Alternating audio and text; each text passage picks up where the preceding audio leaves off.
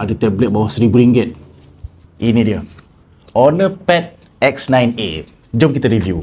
First kali, kalau korang beli tablet ni kan, boleh dapat free keyboard dengan pensel tau. Bukan tu je, boleh dapat free 3 month subscription untuk IKEA apps. Satu apps yang sesuai untuk korang layan drama, lagi-lagi dekat tablet yang besar macam ni. Besar tu tak besar lah, tapi memang besar sebenarnya. 11.5 inci 2.5K resolution. Honor full view display.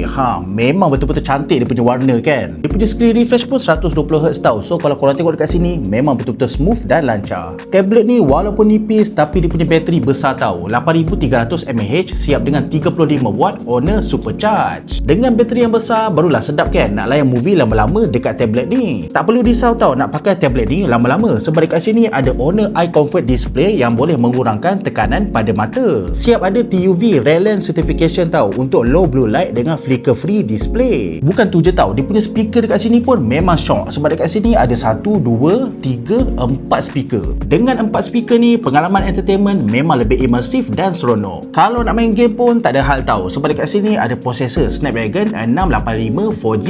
Tambah pula dengan 16GB RAM dan 128GB storage, memang tak ada masalah kalau nak main game dengan grafik sederhana. Grafik sederhana tau. Jangan korang main Genshin Impact 120fps pula. Habis ada. Lepas tu dengan keyboard yang dia bagi, kita boleh lah nak buat kerja-kerja office dekat tablet ni. Dah macam PC. So berbaloi ke tak nak dapatkan Honor X9A ni? Dengan bawah RM1,000 dapat free keyboard, dapat free pensel, aku rasa memang berbaloi sangat. So kalau korang tengah cari tablet budget, boleh try Honor Pad X9A yang terbaru ni.